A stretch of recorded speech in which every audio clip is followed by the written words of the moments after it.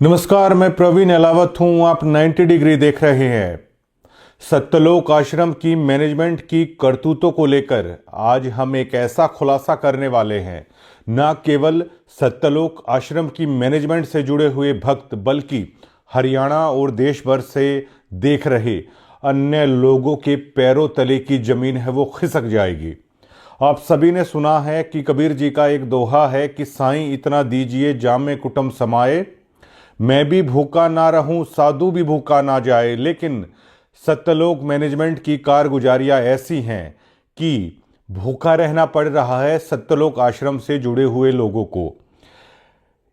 ये पूरा मामला है हिसार, जिला हिसार, हरियाणा के आदमपुर से चुली खुर्द कोई गांव है और वहां से साधु दास नाम के भगत से जुड़ा हुआ मामला है। और 15 जनवरी 2014 से ये भक्त है संत रामपाल जी महाराज से जुड़े थे और 17/10/2025 को इनके घर में शॉर्ट सर्किट से आग लग गई थी। पूरा का पूरा सामान जलकर तबाह हो गया। स्क्रीन पर आप देख पाएंगे कि किस कदर पहले गुलजार था घर और बाद में पूरा का पूरा घर तहस नहस हो गया। सत्यलोक आश्रम की तरफ से वहां पर उनके तनखैया पत्रकार भी आए थे।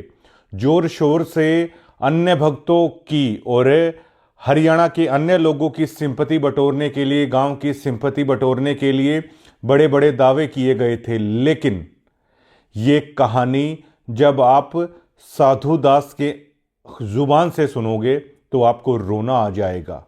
1000, 2000, 3000, 5000 करोड़ रुपए के बांटने के दावे करने वाली सत्यलोक आश्रम ने इस दुख की घड़ी में संत रामपाल जी महाराज के परम भक्त के साथ जो किया है उसको लेकर आप यकीन नहीं कर पाओगे।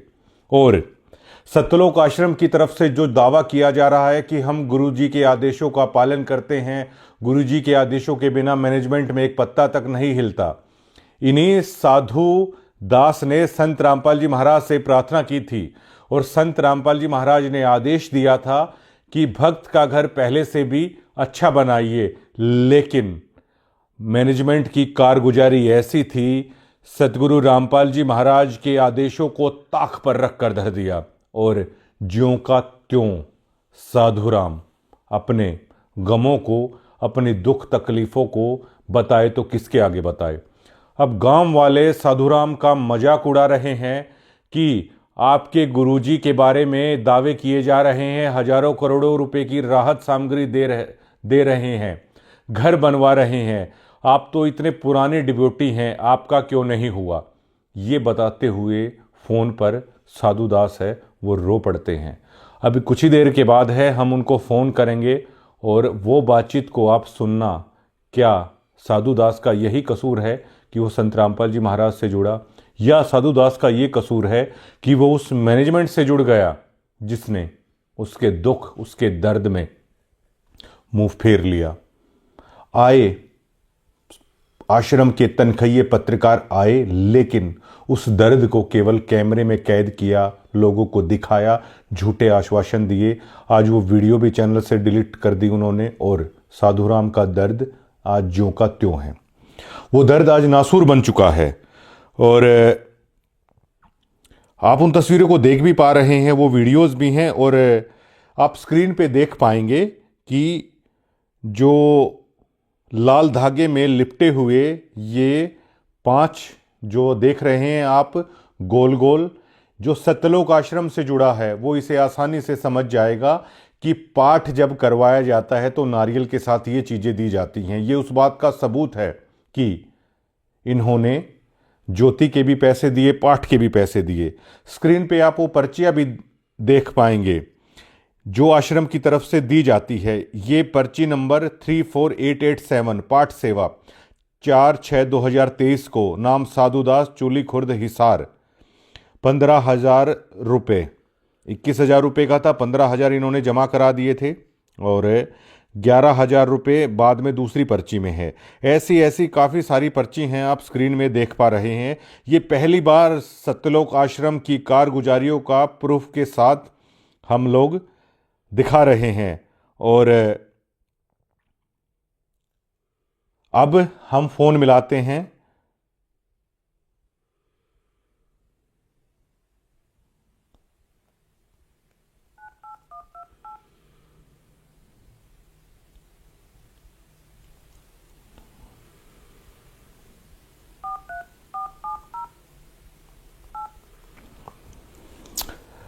आप सिहर उठेंगे साधु दास की ये कहानी सुनकर।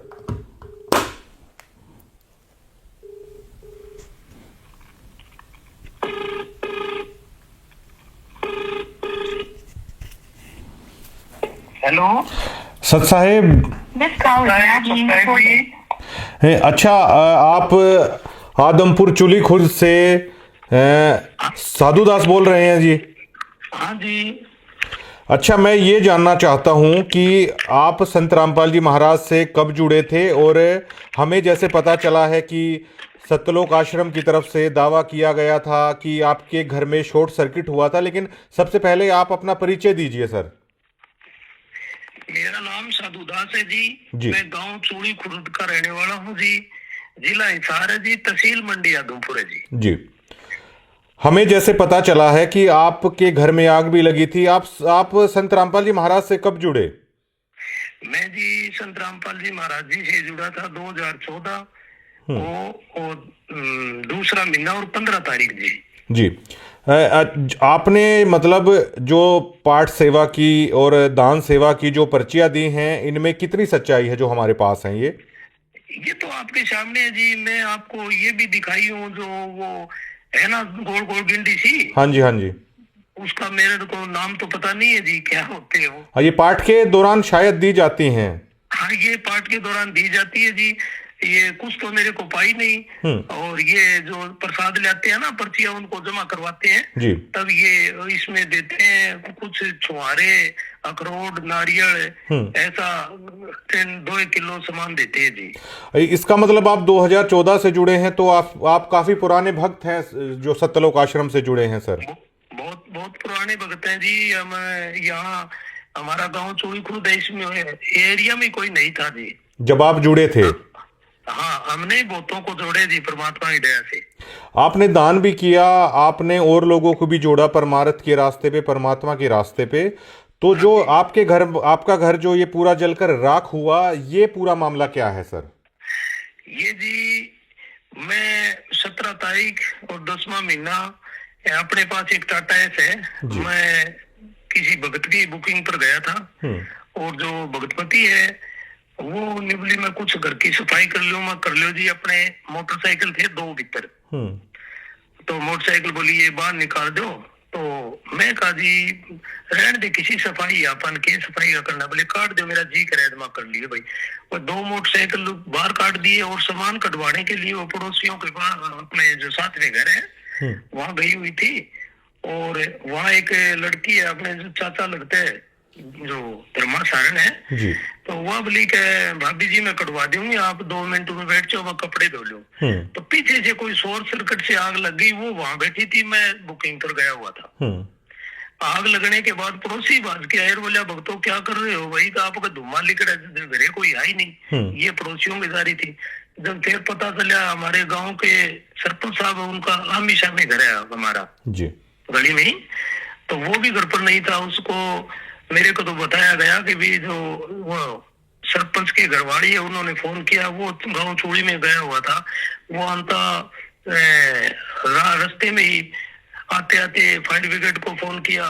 फिर गांव वाले इकट्ठे हो गए, गांव वालों का भलाओ, पड़ोसियों का। उन्होंने मान लिया जल तो गया, फिर भी उन्होंने कुछ सामान जो बैटरी है और ये जल्दी जलती आग में ही काटे थे। जो आपका जो आशियाना है, मतलब पूरी तरीके से जलकर राख हुआ। उस वीडियो में भी साफ साफ उस फोटोज में हम देख सकते हैं, बिल्कुल जल के नष्ट हो गया जी। अच्छा, अब मुझे जहां तक पता चला है, क्या इसको लेकर आपने संत रामपाल जी महाराज से ये अरदास की थी घर के लिए, और क्या उन्होंने आदेश दिया था मैनेजमेंट को कि ऐसे ऐसे भक्त का घर जो जला है वो बनवा देना चाहिए? वो मैनेजमेंट ने उस आदेश का पालन नहीं किया। इसके बारे में कितनी सच्चाई है इन दावों में? देखो जी, मैंने पहले तो गुरुजी से बात नहीं की। जी। पहले मैं जो ये गांव में पाइप देते हैं ना, हाँ उनको पाइप दिवाने गया था आग लगने से पहले, जी। गांव चोड़ी कला में जी। हम्म। ठीक है जी। और ये आग लगने के बाद में फिर मैंने सोचा अभी गुरुजी सबका ही कर रहे हैं, कोई पाइप देनी है, किसका मकान बनवाना है, तो अपना घर जल गया, गुरुजियों से बात कर लें या प्रार्थना लिख के भेज दें। तो मैं गया था बरवाड़ा जी, और सरपंच साहब भी मेरे साथ गए थे। सरपंच साहब मेरे साथ गए थे, उन्होंने आपकी जो वो पैड होती है ना, वो पर्चा, उस पर लिख के दिया भी ये हमारे गांव का साधुदास बहुत पुराना भगत है, और ये कोई साई पर गया हुआ था बुकिंग पर, और पीछे से आग लग गई, इस गरीब का बिल्कुल जो घर है वो जल के स्वाह हो गए। तो ये लिखने के बाद में जो अमन दास है उनको दिया ना, तो उन्होंने वो पर्चा उस सरपंच को वापस दे दिया। बोले सरपंच साहब इसकी आपकी जरूरत नहीं है, ये तो हमारा भगत है, इसका तो फटाफट बनेगा, तो आप दोबारा और लिखो। तो एक मेरे साथ भगत और गया हुआ था, तो उसने भी वो दोबारा लिख के पर्चा सरपंच वाला वापस दे दिया, वो उनको फिर दे दिया।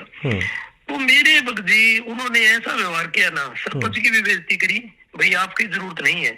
तो मेरे को कुछ शक हुआ, मैं कह रहा ये कुछ गड़बड़ कर रहे हैं, मेरे वो बेईमाना लगा लो या भी मेरे मन में फर्क हुआ भगत जी।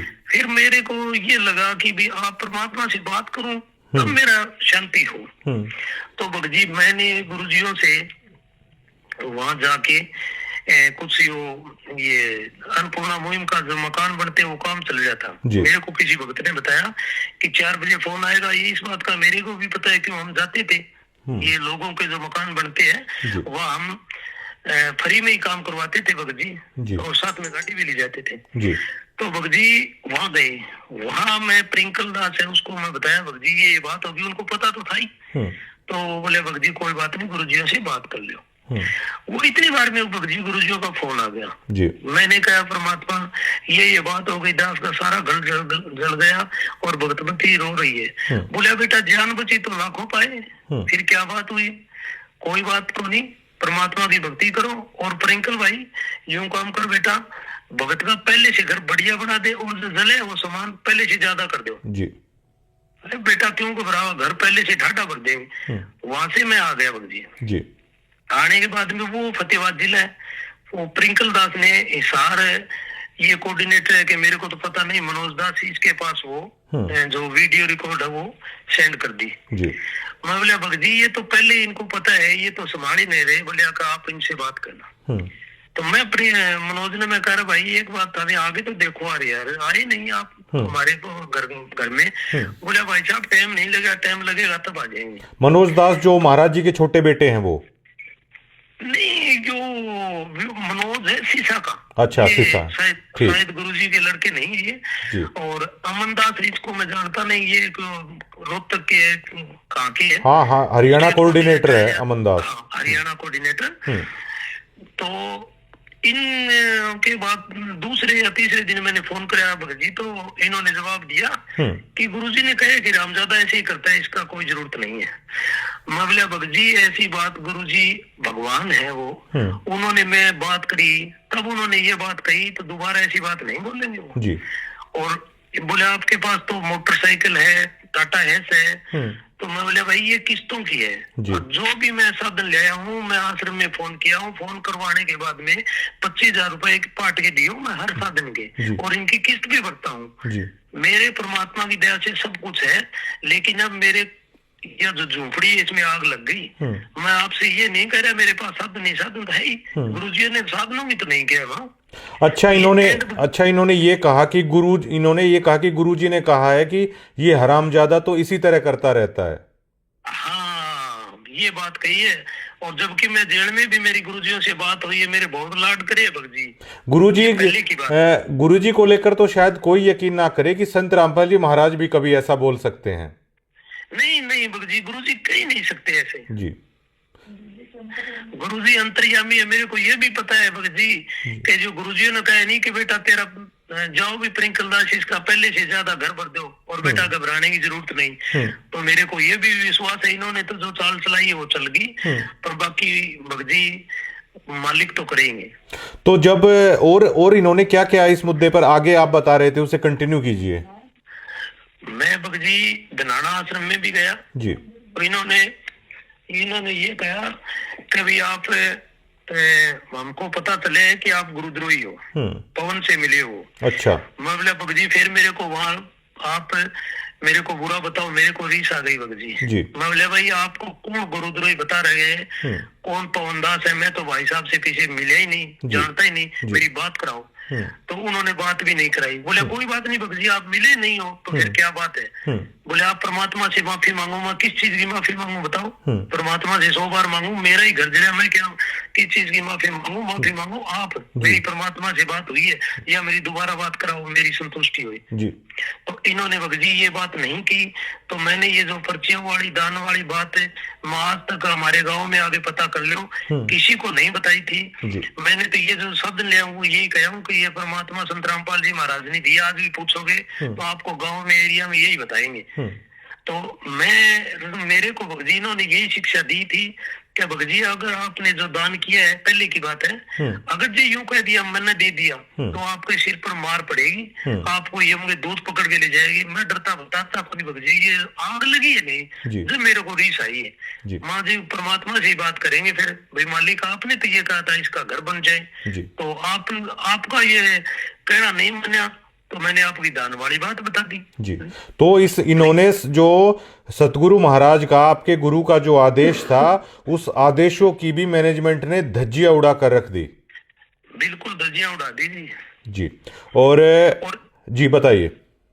और ये एक चीज की और मेरे को धमकी दे रहे थे जी। बोलिए आपकी नो एंट्री हो जाएगी, पेड़ा पर्चा आ जाएगा। तो मैं कहा साधु दास एक गरीब घर में जन्म जरूर लिया है, जी आपकी धमकियों से डरने वाला नहीं है। एक बार मरना है, एक बार जीवन मिलता है, मैं कोई दिक्कत नहीं है। मेरा पेड़ा पर्चा तो 17 तारीख को आग लगी उसी दिन ही आ गया था जी। ठीक है। अच्छा ये बताइए आप, जो ये पीले पर्चे का बहुत सारा जिक्र होता है, ये पीले पर्चे का डर क्या है? जो मैं भक्तों के अंदर देखता हूँ बहुत डरते हैं पीले पर्चे के नाम पर। जी मेरे को तो ऐसा लग रहा है भाई, आप वैसे राजनीति की बात नहीं करते जी। मेरे तो दिमाग में ये बात है, जैसे कोई सरकार के खिलाफ बोलता है वो तो होता है देशद्रोही, ठीक है जी, आपका हक मांगे। और इन्होंने ये एक षड्यंत्र बना रखा है कि इनके जो खिलाफ बोलेगा, इनकी कोई सच्चाई उजागर करेगा, तो इन्होंने पेड़े पर्चे का डर बिठा रखा है जी। आपकी नो एंट्री हो जाएगी। उस नो एंट्री के बाद मतलब क्या फर्क पड़ता है आप लोगों पर? ये कहते हैं आश्रम में नहीं आने देंगे जी। अच्छा साधुदास जी, मुझे ये बताइए कि हरियाणा में हर कोई आदमी जानता है कि अगर एक आपके पास छोटा हाथी का बच्चा वगैरह आप चलाते हो क्या? हाँ जी, ये अपने किस्तों पर है। अच्छा किस्तों पर है। अच्छा ये बताइए कि हरियाणा में हर आदमी जानता है कि मतलब आप अपना दिहाड़ी मजदूरी एक तरीके से करके अपना पेट पाल रहे हैं। खूब जानते जी, खूब जानते हैं जी। अच्छा ये बताइए आप, तो ये जो आप दान करते थे, आपने काफी सारा दान भी किया है परमात्मा के नाम पर, तो एक दिहाड़ी मजदूरी करके मतलब आप इसका मतलब आपने तो बड़ी मशक्कत से वो पैसा जोड़ के दान में किया है, आपकी तो खून पसीने की वो कमाई थी। भगजी 2 रुपए ब्याज के लेके भी किया है, जो ब्याज वाले अभी तक मांगते हैं पैसे। अच्छा जो पाठ और जो आपने बाकी दान की जो सेवा की है। हाँ भगजी इन्होंने ये शिक्षा दी थी जी कि एक हिसार के अंदर ऑटो वाला है। अच्छा। ऑटो वाले का जो किस्तों का जो लोन था वो पूरा हो गया, उसने दोबारा लोन लेके इकट्ठे आश्रम में 2 लाख रुपए दे दिए, ऑटो चलाता है वो। तो आप क्या नहीं कर सकते भगजी? देखो कि ये ऐसी प्रेरणा करते हैं भक्तों के अंदर जी। ये कौन करता है ऐसे? ये भगजी ये भक्तों में फैलाते हैं बात। अच्छा। भक्तों के अंदर जिक्र करते हैं और वो फिर एक दूसरे के आगे करते हैं। मैं तो समझ गया भगजी, क्या पता ये आग कोई भलाई नहीं लगी हमारे। और भगजी आप यहाँ आके पता करोगे नहीं जी, तो आपको दोनों गांव में, हमारा गांव चूड़ी कला और खुर्द साथ में मिलता है ये जी। सरपंच 2 है, पंचायत 2 है इनकी। बाकी आप आगे पूछोगे नहीं तो आपको ये बताएगी भी ये बहुत पुराना कट्टर भक्त है जी। हाँ, वो तो आपसे बात करके भी लग रहा है, और आपने जो चीज़ें प्रोवाइड कराई हैं वो उसके पुख्ता सबूत हैं। अच्छा, ये बताइए कि जो सतलोक आश्रम में जो लोग दान कर रहे हैं, आप दान के प्रति इतने जागरूक हैं, ये इतना दान आप मेहनत मजदूरी करके या ब्याज पे भी उठा के, ये किस प्रेरणा से मतलब आप लोग करते हैं? ये भगत जी ऐसे बताते हैं कि जैसे बोले 5 ये होते हैं, जी दान धर्म, और ये जो ये 5 ये बताते हैं हवन, जी इससे करवाते हैं ये। और एक और भगत जी मेरे को तो शंका हो रही है, कभी हमने ये बताते हैं कि गुरुजी ऐसे बताते हैं आपने कार की, कोठे की, बंगले की सोच नहीं करनी है। तो मेरे को तो शक ऐसे हुआ भगत जी, जो दास का घर जला जी 17 तारीख 10वां महीने को, जब तो इन्होंने, मनोज दास है, मैंने बोला भाई आपका नामखंड है। मैं कहा तेरे को कैसे पता चल गया भाई? नामखंड है, मेरा घर जल गया। तो मैं कहा भाई मनोज मेरे को ये बता, जो मार्बल सिटी के अंदर गुरुजी की लड़की का मकान है और उसमें करोड़ों का माल जला है, मैंने सुना उनको उन्होंने ही कोई औरों ने उनको निकाला है, उनकी जान बची है मसा मसा। तो वहां भगत जी आप यूं कह रहे हो कि भी ये तो परमात्मा की लीला है, तो वहां मालिक की लीला है, यहाँ नामखंड है, नामखंड है। तो आप ये बताओ मेरे को, संत रामपाल जी महाराज आप हो या संत रामपाल जी महाराज जो 2 नंबर जेल के अंदर बैठे है वो है? मैंने इनको बहुत फटकार लगाई भगत जी। मैं और वो जो बलवान मास्टर जी है ना वहाँ भिवाड़ी आश्रम में जी, उनके पास भी मैं गया था। मैं कहा भगत जी गुरुजियों में जो ये आदेश है उनकी ये धज्जियां उड़ा रहे हैं। तो भगत जी मेरे को तो एक बात समझ में आई है कि नीचे से लेकर ऊपर तक ये सब मिले हुए हैं। इन्होंने एक षड्यंत्र बना रखे हैं। और मैं तो ये लिखता हूँ, मेरे आपको फेसबुक पे बहुत कमेंट पा जाएंगे। मैं कहता हूँ रे संगत वालों, आपकी आंख खोलो, जो मेरे आस पड़ोस के जो भगत भाई है मंडी ब्लॉक में बहुत है, और जो मैं बात करी थी वहां भी 150 भगत थे, उनको ये पता है गुरुजी ने आदेश दिए। मैं को इनसे ये तो पूछ लो संगत वालों से कि जो भगवान ने आदेश दिया था उसका क्या हुआ? और ये इनको पीले पर्चे का डर दिखा रखे। अच्छा साधुदास जी, मुझे एक चीज और बताइए कि जब आपने नाम लिया, मैंने ऐसा सुना है कि संत रामपाल जी महाराज अपने भक्तों को राजनीति से दूर रहने की शिक्षा वो देते थे। हाँ जी। आज आश्रम में भी बहुत सारे राजनेता आते हैं, और मुझे ये भी पता चला है चुनाव के दरमियान भी गुरुजी का आदेश बता के, या रैलियों में भी गुरुजी का आदेश बता के भक्तों को भेजा जाता है। इन बातों में कितनी सच्चाई है? क्या महाराज जी राजनीति से दूर रहने की शिक्षा अपने भक्तों को देते थे, और आज क्या हो रहा है? महाराज जी आश्रम में होते थे ना भगत जी, तो मैंने 2014 में नाम लिया हूँ, पहले का तो मेरे को पता नहीं जी। वहाँ इतनी तक थी, अगर कोई राजनेता है ना उसकी आश्रम में एंट्री नहीं थी। अच्छा। हाँ, और जो अभी है नहीं भगत जी, आपको एक और गुप्त बात बताऊं मैं। हमारे गांव में सरपंची का इलेक्शन हुआ था। अच्छा।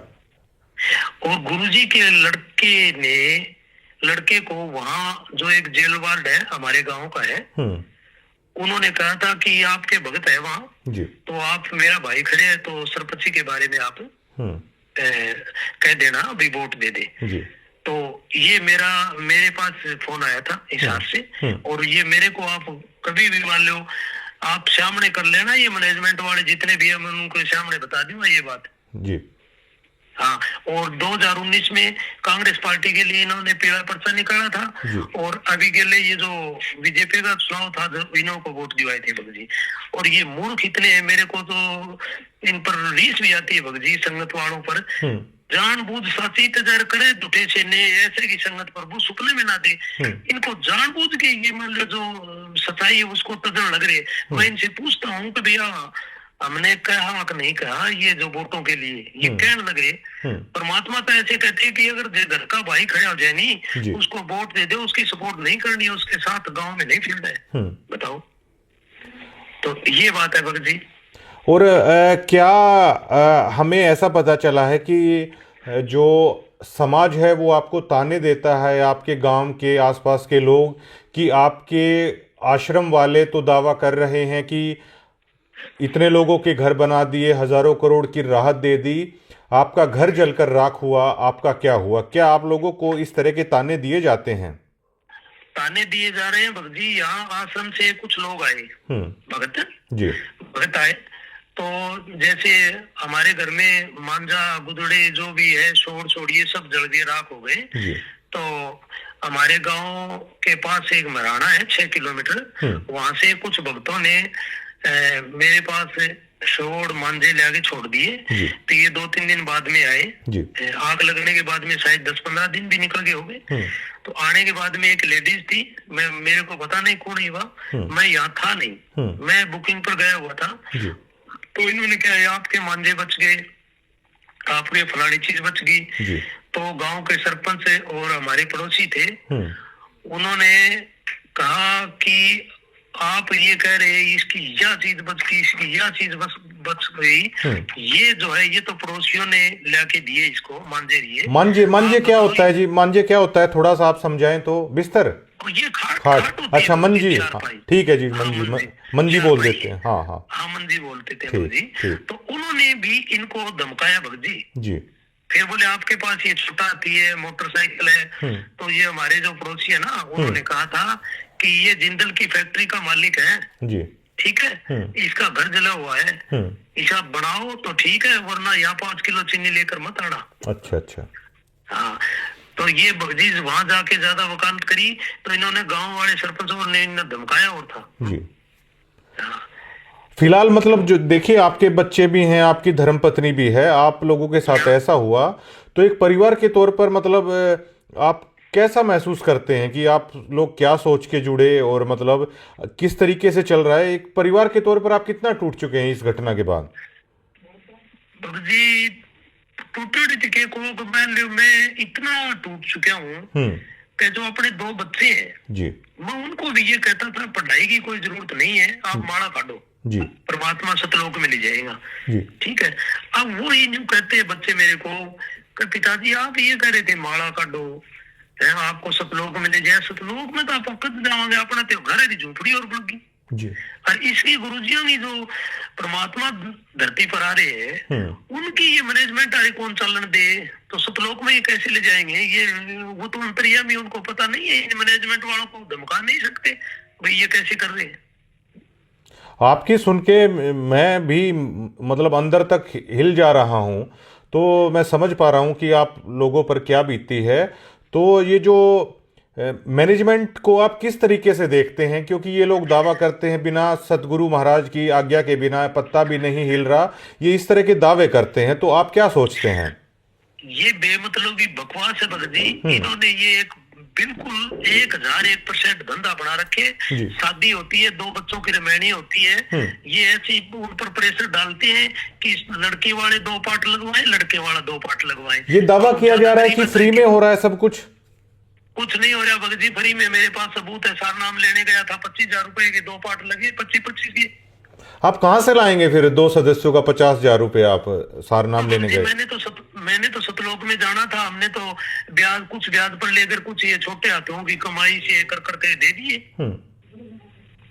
घर बनाने की सोची नहीं, घर का हाल देखो तो ऐसा भूंडा है। अब मेरे को ये जो कुछ गिने चुने भगत है जो वहाँ खाने के लिए जाते हैं, वहाँ कुछ देते तो हाथ नहीं। हमारे गांव में भी है ऐसे भगत। तो मैं उन्होंने कहा भाई मैंने तो लाखों रुपए लुटाए वहाँ, अच्छा। आपको क्या भाई थाने रीस क्यों आवे? थाने रीस की मैं देव हाथ कौन था, मैं तो दे रहा क्यों जब रीस। अच्छा आप ये बताइए आप साधुदास जी की सतलोक के नाम पे, सारनाम देने के नाम पे पाठ का लिया जाता है, क्या भक्त ऐसे होते हैं वाकई में कि सारनाम देने का अगर ये 2 लाख रुपए लेने लग जाएं तो क्या भक्त फिर भी देंगे?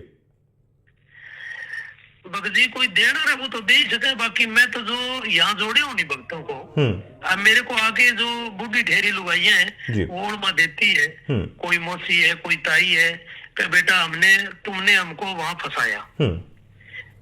उन्होंने कोई 10,000 कोई 5,000 जो जोड़ती है पेंशन की, और जो बूढ़ा पेंशन मिलती है, हाँ जी, तो वह भी उन्होंने आश्रम में दान कर दिए भगत जी। उनकी ऐसी हालत बना रखी इन्होंने।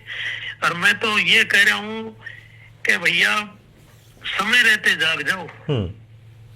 मैं भगत जी 2001 में संत राम रहीम से नाम लिया था। अच्छा। हकीकत की बात है भगत जी, वहाँ इतना लूटा नहीं जाता था। जो जो ये दो गुरमीत जो राम रहीम बच्चियों जी को, के यहाँ। हाँ वहाँ लूटा नहीं जाता था। हाँ ठीक है, उनका एक धंधा है, उनकी दुकान है, दुकान से मॉल सामान मिलता है। जी फिर बाकी इनसे अच्छा तो वही है भगत जी, मॉल तो ले ले सामान, कोई कंडीशन तो नहीं आप इतने दे दो। अच्छा। शादी तो वहां भी होती है लड़कियों की। अच्छा, उस पंथ को छोड़ के, धन धन सतगुरु को छोड़ के आप गुरु महाराज संत जी के पास आए थे आप? हाँ जी। आप अब इनके अच्छा मुझे ये बताइए, आपको परेशानी इस मैनेजमेंट के लूट के धंधे ने किया या संत रामपाल जी महाराज जी में कोई कमी है? आप ये भी बता दीजिए सर। संत रामपाल जी महाराज में कोई कमी नहीं है जी। जी। ये जो ये मैनेजमेंट है नहीं, इन्होंने भगत जी भाई इनके ऊपर सर पर काल बैठे हैं। अच्छा। और आप देख लेना, परमात्मा ने जितनी अपने को सांस दी है तो इनका ऐसा हाल होगा, ये याद रखेंगे, देख लेगा।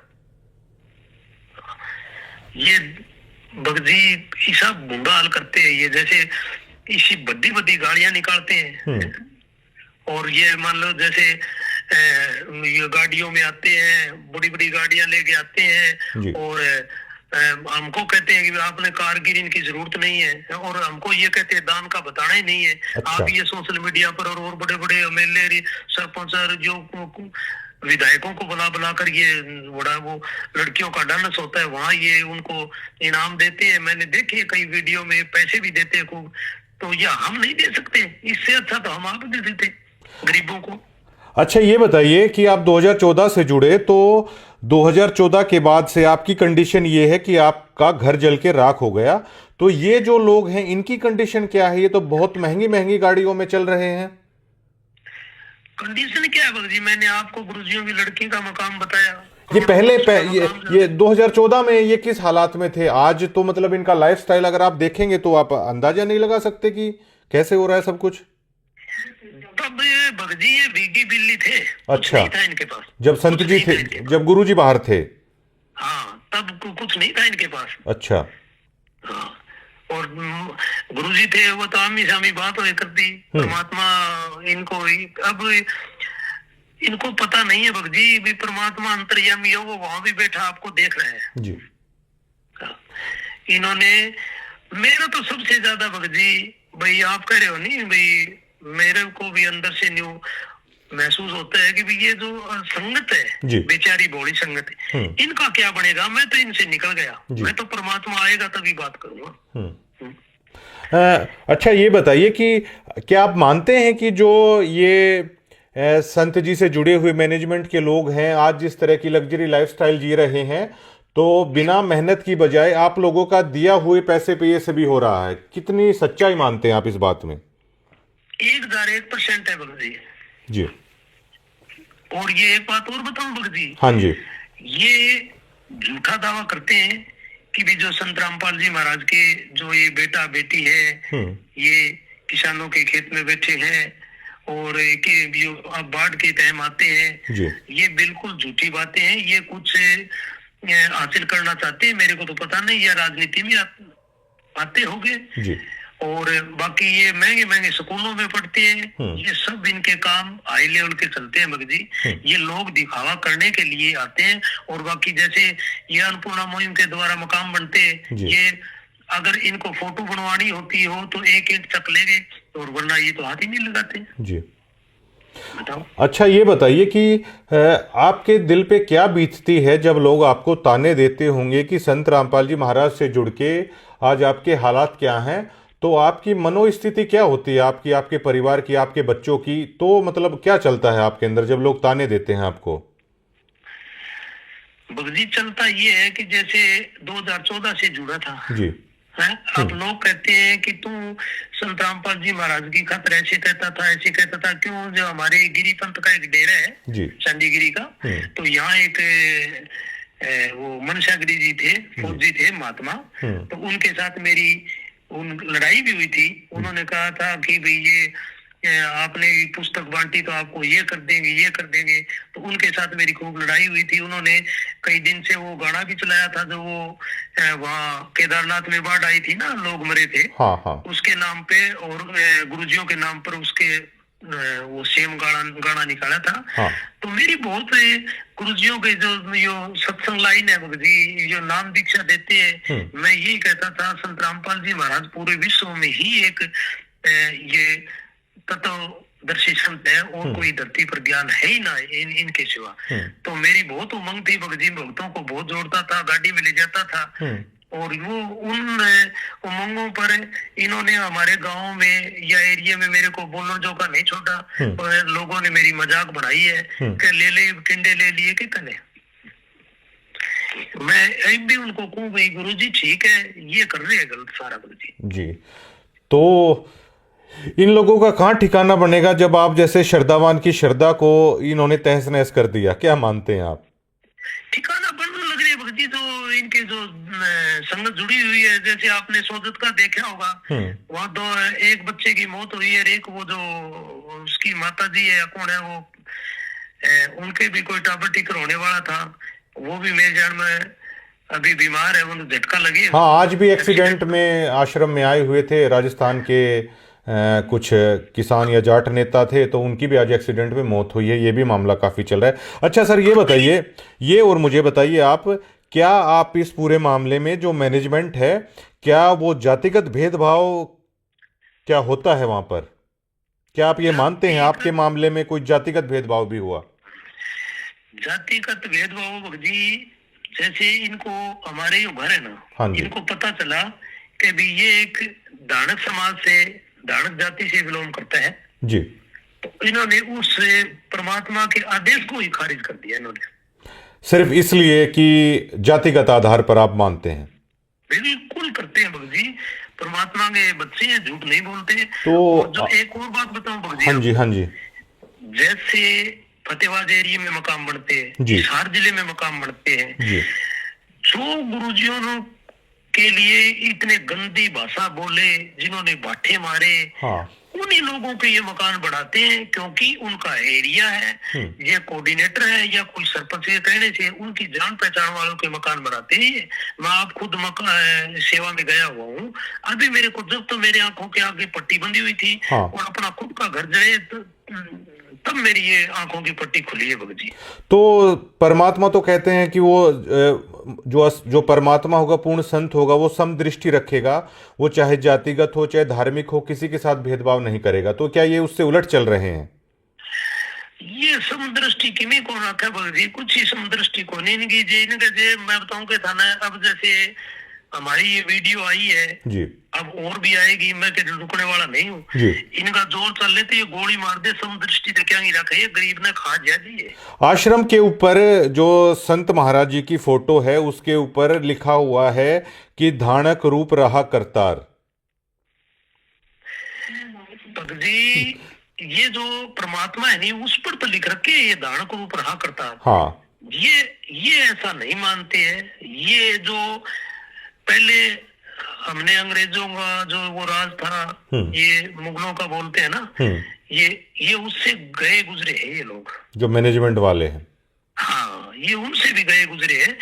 मैं तो अब इनको मिलाकर देखे नहीं, तो इनसे जो अंग्रेज लोग थे ना, वो बहुत अच्छे थे। सुनने में है, हमने तो देखे नहीं, पर बाकी जो ये मेरे साथ बीती है नहीं, मेरे को तो तब पता चलेगा। अच्छा सर, ये बताइए कि जो आज आपके साथ हमारी बातचीत हो रही है, अब आप बीती बता रहे हो, तो इसमें मैं समझ सकता हूँ कि मैं वीडियोस बना रहा हूँ, संपर्क हुआ, हम जानते नहीं एक दूसरे को। क्या इससे पहले आपने, क्या वहाँ के जो स्थानीय पत्रकार हैं, आपने किसी से ये आप बीती आपने क्या बताने की कोशिश की? बताइए जी, जो हमारे यहाँ रमेश ढाका है, यहाँ आया था। हाँ, रमेश ढाका आया था यहाँ, पत्रकारिता करके सारी चीज देख के गया था। वो आपके पास मैं वीडियो भी भेज दूंगा थोड़ी। और उनको ये जो आश्रम वाले हैं, उनको पैसा दे दिया और वो चीज को दबा दी, उनने अपने चैनल से डिलीट कर दी। अच्छा, जो वीडियोस आपकी बना के लेके गए थे? हाँ, बना के ले गए हैं। उन्होंने कह दिया आश्रम वालों ने कि भाई ये वीडियो हटा दे, हमने कुछ देना लेना तो है ही नहीं जी। तो हाँ, उसको पैसा दिए, ये वक्त जी कुछ न कुछ दिए जी, सदी वो गीत गाता फिरता है जी। तो आपका बहुत बहुत शुक्रिया, और जल्द ही एक वीडियो इंटरव्यू भी है आपके साथ, हम कोशिश करेंगे कि आपको मतलब वीडियो इंटरव्यू भी हम लोग करें। बिल्कुल वक्त जी, परमात्मा की दया से गरीब घर में जरूर है, हाँ जी। पर हम डरने वाले नहीं है। जी मरना एक ही दिन है। जी। और ठीक है। और मैंने आप जैसे भक्तों से ही सुना है कि संत वचन कभी खाली नहीं जाता। जो गुरु महाराज जी ने आपको कहा था कि वो घर पहले से भी बेटर होगा, तो हम भी भरोसा करते हैं कि उनका वचन खाली नहीं जाएगा। हाँ, उस दिन के बाद भक्त जी मेरा काम 4 गुना चलता है। परमात्मा की दया से बैठे तो बड़े हुए मकाम में, ये फिर एक ही दम तो जी। पूर्ति कैसे पूरी हुए, जी। फिर वो तो मालिक है। अच्छा सर, ये बताइए कि जो फिलहाल आश्रम के अंदर है, बहुत सारे लोगों के साथ ऐसा हो रहा है, मुझे बताया है लोगों ने, और जो नए जुड़ना चाहते हैं उनके लिए आप क्या मैसेज देना चाहेंगे कि उन्हें क्या करना चाहिए? क्योंकि देखिए, ये जोड़ लेते हैं उस पुस्तक के द्वारा, उस वाणी के द्वारा आदमी जुड़ता है कि हाँ ये ज्ञान बिल्कुल ठीक है, लेकिन वो जाएगा तो इन्हीं के आश्रमों में। तो आप क्या कहना चाहते हैं?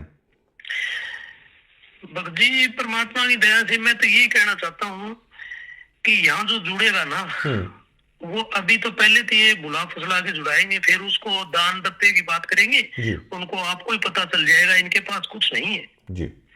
मैं तो कोई इनके आश्रमों में जाऊं ही ना, मेरे को तो मेरे पर तो बीती है भक्त जी। अब आप क्या संत रामपाल जी महाराज की भक्ति आपका परिवार करता है क्या? संत रामपाल जी महाराज के जो नियम बताए नहीं गुरु जी ने, उन नियमों पर है। और हम आश्रम में नहीं जाते भक्त जी। अब वहाँ जो टुकड़ा खाते हैं नहीं, वो ही हमें बस ऐसे लगता है कि ये इस गरीब का दान दिया हुआ है। तो भक्त जी मैं 2014 में जाता था ना, तब नेपाल से राजस्थान से भक्त आते थे, उनके 2-2 फुट की लंगोटी होती थी और पुराने कपड़े होते थे भक्त जी, और फिर भी वह दान देते थे भक्त जी। तभी मेरे को ये लग रहे है कि यहाँ इनका अन्न खाना भी गलत है। जी जी जी। हाँ, इनका जो अन्न खाना नहीं वो ही गलत है। और मैं तो ये कहूँ भाई, गरीब संगत, जाग जाओ जाग जाओ जाग जाओ, ठीक रहोगे, नहीं मारे जाओगे। आप देख लो धनाड़ा आश्रम की, आप पीछे इसी की बात है भगत जी, एक हिसार के पास एक गांव है, उसका लड़का गया हुआ था, 17-18 साल का एक ही लड़का था, बीए में पढ़ता था वो जी। ठीक है भगत जी, और वहां दुर्घटना में मारा गया। तो परमात्मा तो ये कहते हैं ना कि भाई बाप से पहले बेटा नहीं मरता। तो इन्होंने मर्यादा सब भक्तों की खंड करवा रखी है जी, मर्यादा खंड करवा रखी है भगत जी। ऐसे ही मरण लग रही है भगत, और इनकी आंख कद खुलेगी पता नहीं मेरे को। बहुत बहुत शुक्रिया तमाम बातचीत करने के लिए जी हमारे साथ। ठीक है जी। सत साहिब जी।